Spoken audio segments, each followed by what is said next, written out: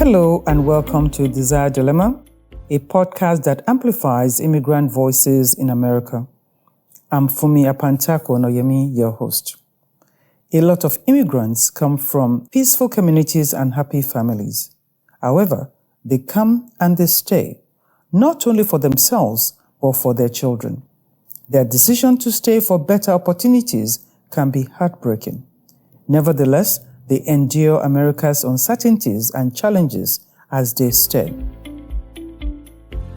Gabriela Botofan first visited her auntie in the United States as a teenager. She went back to Romania after being culture shocked and unable to cope. She returned to stay as an adult.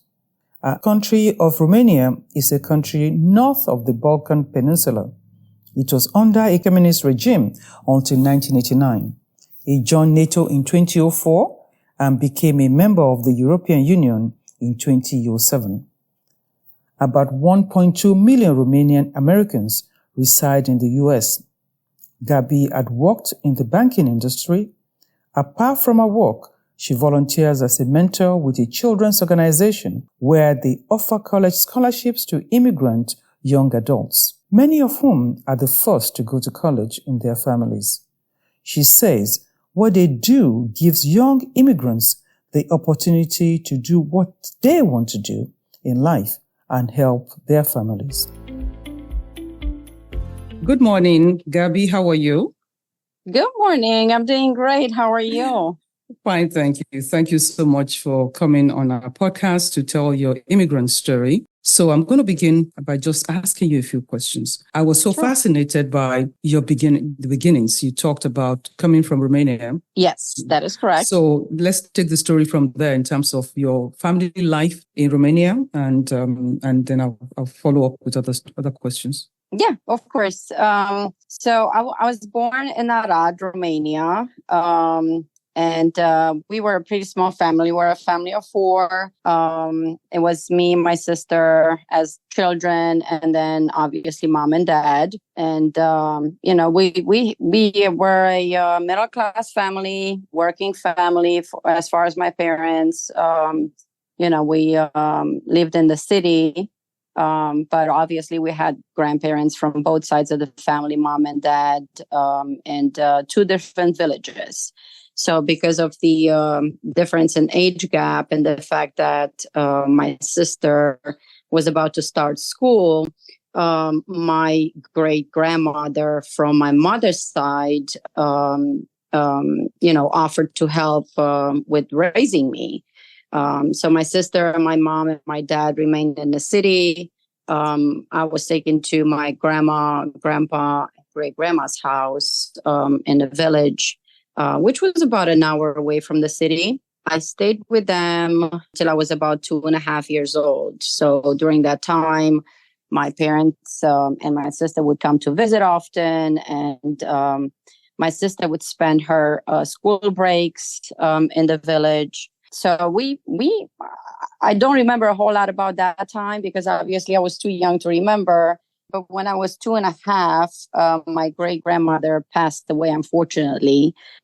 So then my grandma and my grandpa from my father's side took on the task of caring for me. So they were in a whole different village, and actually in Transylvania. The village is called Priya. And till this day, that feels actually like home to me.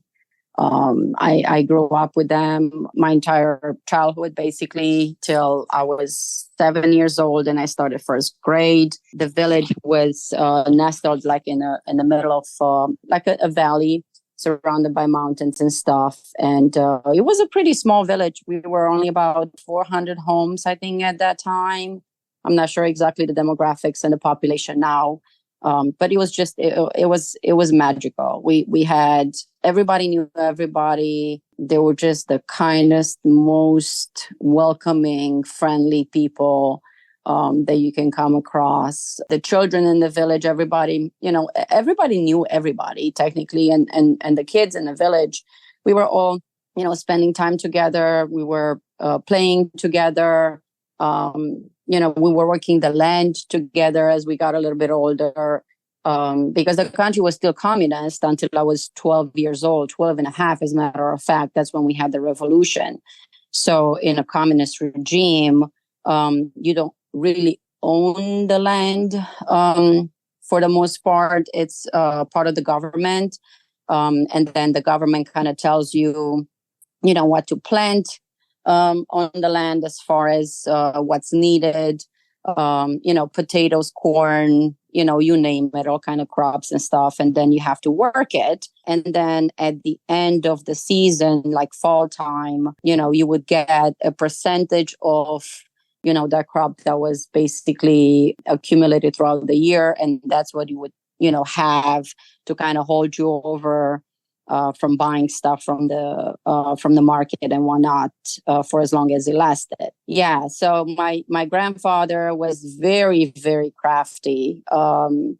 It was funny because growing up, you would go by who kind of you belonged to, right? So I was Gabriela or Gabby, but I belonged to my grandfather's nickname, right? That's how they kind of knew each other in the village. Everybody had like a nickname, every family. So when you introduce yourself, it was not, my name is Gabriela Botofan or Botofan Gabriela, because they go reverse in Romania.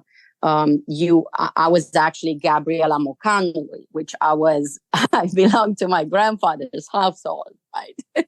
So it was very interesting, but he was very well known. Like I said, very crafty, not only for the people in the village, but also the villages around us. He would, sew clothing. He would build moonshine barrels and wine barrels and little wagons and all kinds of stuff. I mean, that guy could make something out of nothing as long as you gave him, I guess what you needed. So, he would fix shoes and clocks and watches and again, anything. I don't know how he learned to do it, but he just kind of knew how to pretty much do everything. Obviously we had cousins and, that kinds of stuff. So it was awesome. I think I could not have asked for a better childhood than what I had. And while you were describing all of that, I'm thinking, wow, that must have been beautiful. That would be that would be the place to actually go right now to have a vacation, Mm-hmm. Oh, absolutely. Absolutely. It was really, truly amazing. I am so grateful that I was able to grow up like that and experience that versus what I see now kids growing up doing. So I don't think I missed out on anything, trust me. So why then did you leave that to come to the US at an early age? You came at age 17, did you say? So the first time I came to the US, it was when I was 17 years old. My dad had two sisters, a younger sister and an older sister. So his younger sister, right after the Romanian Revolution, and the assassination of Ceausescu and all that stuff, she had left Romania. She immigrated to Austria for 2 years. She was there with, I think it was political asylum type thing. I'm not 100% sure. And then she came to the U.S. So she came to New York back in, I want to say, early 90s. She doesn't have any children until this day. She's my mom's almost twin. She's just a few months older than my mom. So I was her, her only, I guess, adopted child, if you want to call it that way. She wanted to have family here and, help if she can and stuff. So that's why I came when I was 17 years old for the first time. I came to New York. She was living in New York at that time. And then later on, she moved to Florida in 2000, I believe. And I came back to U.S. When I was 23 in 2001. Obviously, I was a lot more mature and I was able to, integrate a little bit easier. And I was able to be more open, I guess, to something completely new.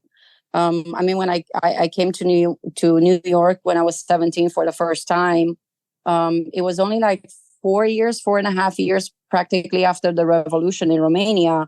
And we were extremely sheltered. We were not allowed to watch TV. We were not allowed to listen to radio stations, except for what the government would allow us to. Everything was basically controlled. Even our food was rationalized and everything. Like, we would have little cards that we would go to the store and we would buy, X amount of flour, sugar, or oil or whatever, based on how many people you have in your household. So coming to New York at 17, and for the first time in my life, seeing New York out of all places, maybe overwhelming. Like a small village somewhere, small city somewhere in the, in the South or Midwest or something like that, it would have been different. But New York was a lot to take in as a 17-year-old. So it was the first time in my life that I've seen anybody that was not Eastern European. It was the first time that I've seen a Black person or Asian person or Indian person or anybody that looked any different than me, or the people that I grew up with. So coming back at 23, I think it was a lot more fitting for me, and I'm very much appreciative to my aunt for giving me the opportunity to come here. But I again, I had a great life back home. I had, when I came when I was 23, I had a great job. It was not necessarily as most people come because of the difficulty of surviving and living in my country, that I came as other people do. But I came and I made some good friends and started life here. And, I guess the rest is history. Here I am 23 years later. So in those 23 years, you definitely would have been challenged in one way or the other. First of all, you had the culture shock at age 17. Yes. You came at 23, and even though you had a good job in Romania and you were comfortable there, but you still came hoping for something.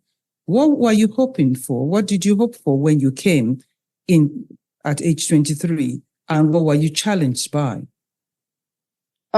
So I guess what I was hoping for is that I was able to accomplish in a short period of time more than I would have been able to accomplish back home. Right. And I have. I mean, I started working. I was doing well for myself. I got married later on. Now I'm a homeowner. I have a great career. My daughter is doing great in school. So obviously the opportunity I felt that was there, and it has proven to be here. But I think it all depends on the person and how much they really apply to what their goals and aspirations are, and not giving up and, being determined to do that. I think the challenges initially was still trying to fit in. Obviously I didn't come in as a young child to where I was going to school and make friends, through school and whatnot.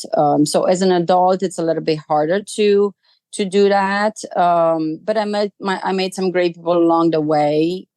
It was a little bit challenging in the beginning, the language, I want to say, because I didn't speak English. I learned everything pretty much after I got here. So it was like a very kind of like on the go. And then learning the American way of, building credit and being able to afford the things that you're looking to afford. And then, meeting people along the way that, might be,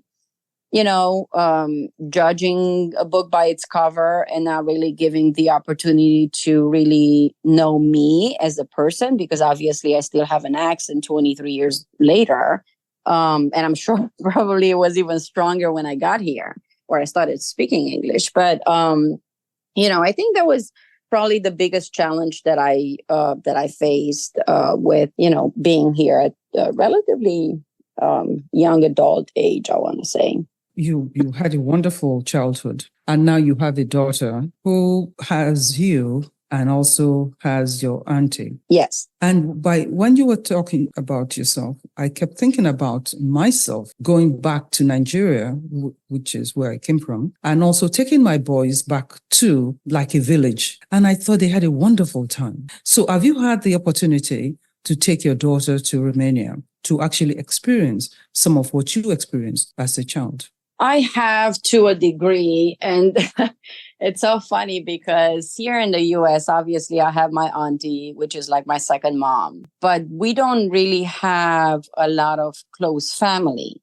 Actually, we don't have any family except for her. We have some people that are really close to us that are somewhat a family at this point.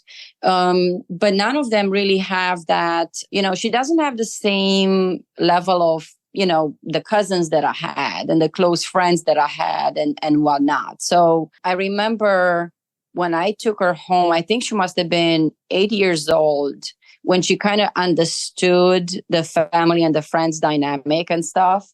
Because obviously younger, she didn't really know.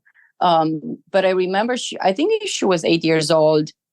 We got home, and for the first maybe 3 days of us being home, we kept having all kinds of, cousins and aunties and uncles and, people coming to visit and see us and whatnot.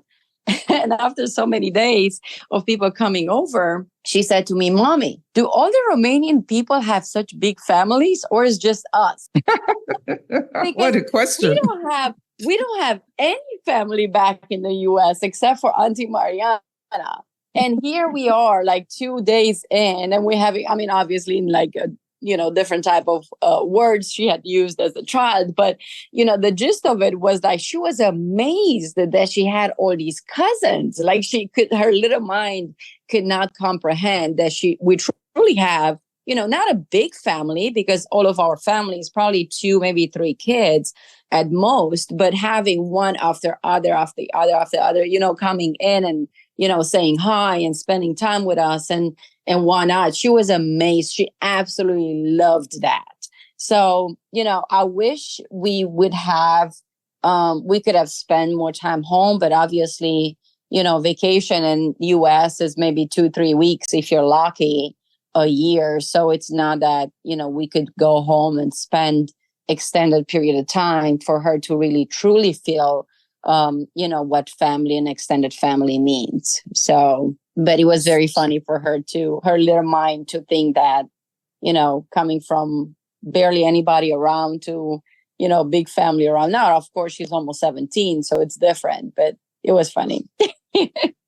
So what do you hope for her? America, of course, has changed a lot. Yes. And so many immigrants, some feel that they can hold on, and some are really having difficulty, especially when you think of the children that we probably will have to leave behind one way or the other. If not leave for another country, maybe leave, finally. What are your hopes for her? Well, that's a loaded question. I think my hope for her is that she continue to be the person that I see that she is so far, right?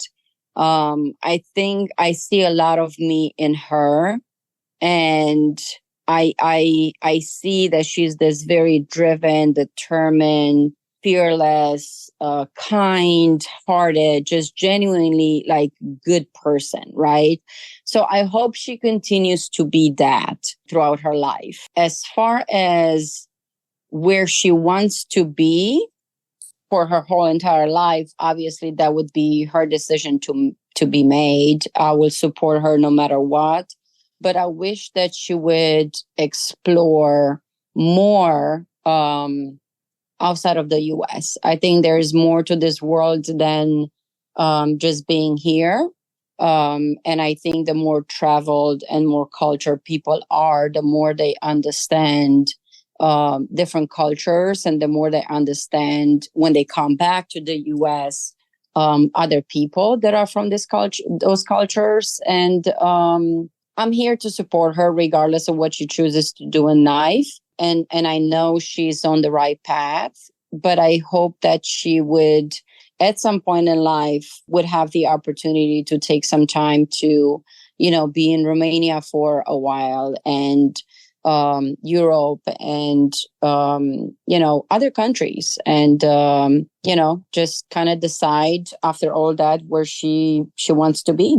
Maybe one day, if she doesn't mind, she can come on a Desire Dilemma to tell us, give us a feel about being an adult or teenage immigrant child with you as a mother, and also your auntie as the grandma. When you described Romania, apart from the fact that it's a communist country, my country is not, everything you described just was very much for me like home, like a village in my country.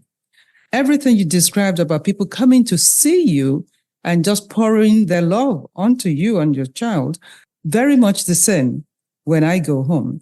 So isn't it interesting that we then come here and we see ourselves as different people? You say you're white, you're black, you're Asian, you're this and that, which is really very wrong and very, very unfortunate.